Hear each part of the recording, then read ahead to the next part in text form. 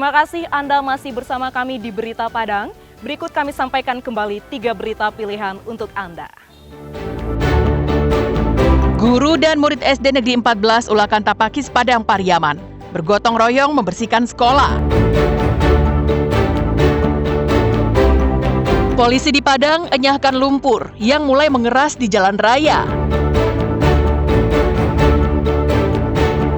Pengungsi banjir bandang Sungai Batang Ana Ayia ditampung di kampus Maritim Padang.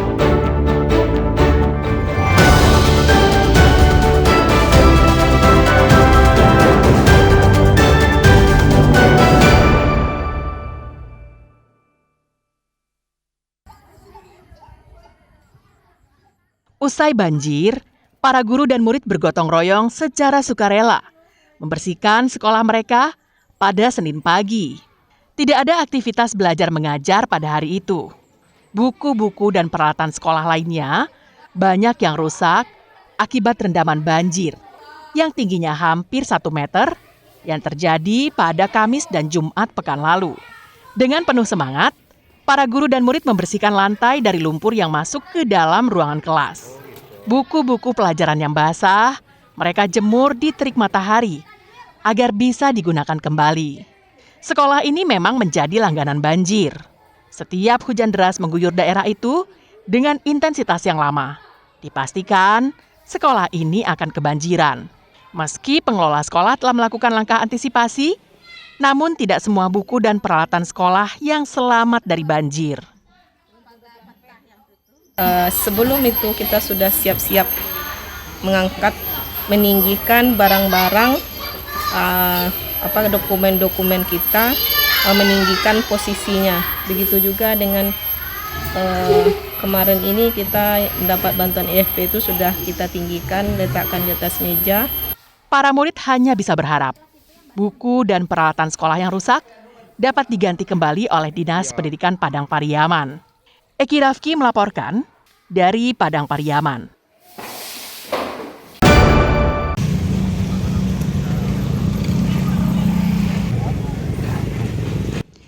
Jajaran kepolisian dari Polresta Padang dikerahkan ke sejumlah lokasi yang terdampak banjir bandang di 2 kecamatan, Koto Tangah dan Pauh. Akibat banjir bandang yang menerjang kawasan Pauh, mengakibatkan lumpuhnya aktivitas warga karena terhambatnya akses jalan, serta putusnya fasilitas listrik dan air bersih. Ratusan personel mengenyahkan tumpukan lumpur yang mulai mengeras di sejumlah akses jalan utama warga. Seperti yang dilakukan di daerah Simpang Pasar Baru Pauh. Di daerah ini, lumpur mengendap hingga ketinggian hampir 50 cm yang memenuhi kedua jalur jalan yang ada di daerah itu. Polisi mengerahkan sebuah alat berat untuk membantu kegiatan itu. Melihat panjangnya jalan yang harus dibersihkan, polisi pun turun tangan mengenyahkan lumpur yang mulai mengeras itu dengan peralatan sederhana, seperti cangkul, sekop, dan linggis.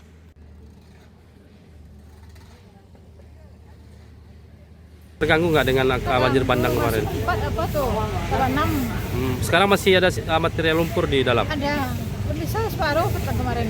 Berarti masih belum? Masih ditinggikan kemarin kan. Masih belum bisa beraktivitas? Belum, seminggu ini nggak bisa soalnya airnya kesumbat, gitu kan. WC-nya nggak keluar. Air bersih gimana Bu? Sudah ada? Nggak ada. Masih mati ya? Air lampu mati. Lampu mati. Ya.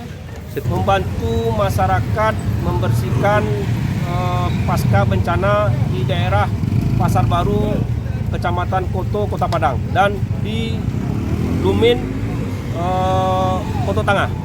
Target utama hari ini jalan yang menjadi tumpukan material ya dari Pasar Baru menuju Kota Padang. Hari ini yang kita turunkan lebih kurang 350 personel dari Polresta Padang. Sejumlah toko di kawasan Kecamatan Pauh masih tutup. Hal itu disebabkan pemilik masih sibuk membersihkan tempat usahanya dari luapan banjir bandang yang melanda daerah itu pada minggu lalu. Sri Purnama melaporkan dari Padang.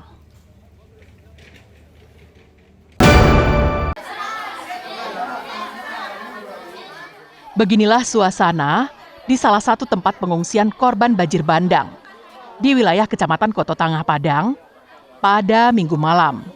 Puluhan warga yang terdiri dari anak-anak hingga lansia harus tidur berdesak-desakan di salah satu ruangan kelas di kampus Maritim Padang.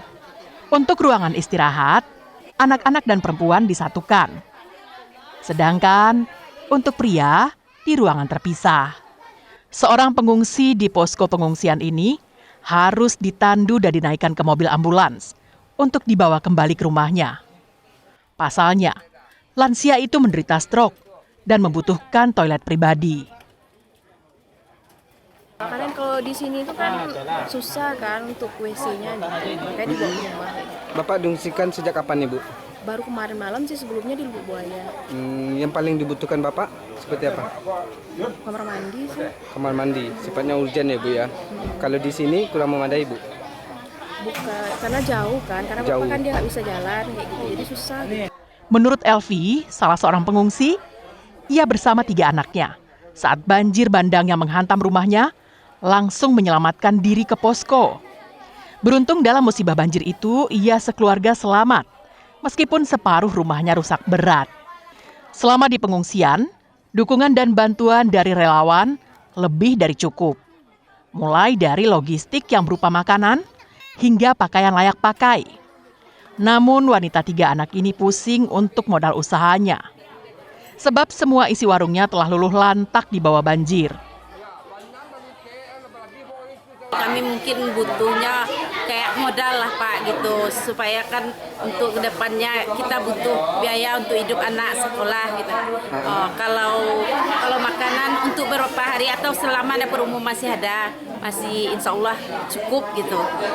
Tapi kalau untuk usaha Pak, mungkin kami udah berantakan semua untuk kompor entah di mana. Itulah yang kami butuhkan untuk kedepannya Pak. Bisa ada bantuan untuk kami untuk yang jualan, yang mulai berusaha besok. Para pengungsi ramai datang menjelang istirahat malam. Sebab dari pagi hingga menjelang malam, para pengungsi memilih pulang ke rumahnya masing-masing untuk membersihkan rumahnya. Robiham melaporkan dari Padang.